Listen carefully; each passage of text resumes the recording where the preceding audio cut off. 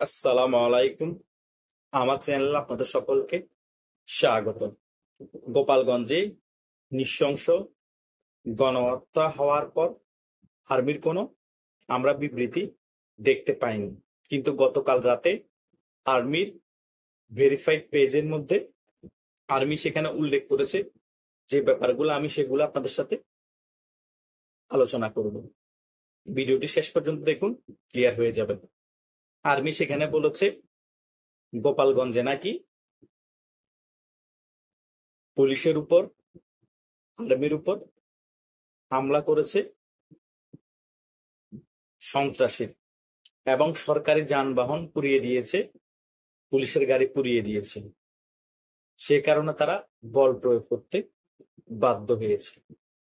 আমার কথা হচ্ছে, গত 10 মাসে সারা বাংলাদেশে কি সন্ত্রাসী কার্যকলাপ হয়নি? তখন আপনাদের বল প্রয়োগ কোথায় ছিল? এই কথার ভিত্তিতে আমি আরেকটি উদাহরণ টানতে চাচ্ছি। 5ই আগস্টের আগে বাংলাদেশে গোপালগঞ্জে যা হয়েছে তার 20 গুণ সন্ত্রাসী জঙ্গিপনা হয়নি বাংলাদেশে। মেট্রো রেল পুড়িয়ে দেওয়া হয়নি, সরকারি অনেক ভবন পুড়িয়ে দেওয়া হয়নি, সারা বাংলাদেশে অনেক সরকারি ভবন তছনছ করে দেওয়া হয়নি। তখন আপনাদের এই বিবৃতি, এই বল প্রয়োগের কথা কই ছিল? তখন আপনারা বলেছেন আপনার সাধারণ জনগণের উপর গুলি চালাতে পারবেন না, কিন্তু গোপালগঞ্জের ব্যাপারে এসে সরকারি যানবাহনে আগুন দিয়েছে, পুলিশকে আক্রমণ করেছে, সাংবাদিককে আক্রমণ করেছে। আহারে, কি সুশীল আপনারা, কি যত্নবান! আর গোপালগঞ্জের মানুষ সাধারণ জনগণ না, তাই গোপালগঞ্জের মানুষকে গুলি করতে হবে, হত্যা করতে হবে, তারপরে গণহত্যা চালাতে হবে, রাতের বেলা অপারেশন চার্জ লাইট করতে হবে, গণগ্রেফতার করতে হবে, যেটা 1971 সালে পাক হানাদার বাহিনী করেছিল। হ্যাঁ, এটাই দুমুখো সাপ্তাহ। আপনারাই দুই ধরনের নীতি বাংলাদেশে প্রতিষ্ঠা করেছেন। 5ই আগস্টের আগে এক নীতি, 5ই আগস্টের পরে আরেক নীতি। একদিন আগের গোপালগঞ্জে ঘটে যাওয়া যে ঘটনা হয়েছে সেগুলোতে আরেক নীতি।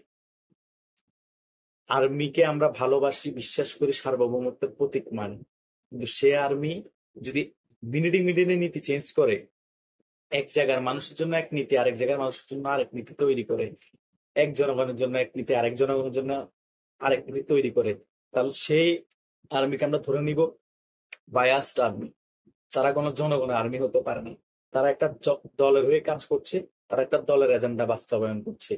কারণ বাংলাদেশে আওয়ামী লীগ করুক, বিএনপি করুক, জামাত করুক, হেফাজত করুক, অন্যান্য যে কোনো দল করুক, সকলে আমরা বাংলাদেশের নাগরিক। আর আমাদেরই আর্মি হচ্ছে বাংলাদেশ সেনাবাহিনী। সকলের জন্য তারা সমান। যদি সেটাই হয়, তাহলে যতই উচ্ছৃঙ্খলতা করুক না, সন্ত্রাসী কার্যকলাপ করুক না কেন, বলার না কেন, আপনারা এভাবে নির্বিচারে গুলি করে মানুষ হত্যা করতে পারেন। বল প্রয়োগ করা মানে এই না যে আপনারা গুলি করে মানুষ হত্যা করবেন। যে কাজ করেছেন সেটার জন্য ধিক্কার জানাই।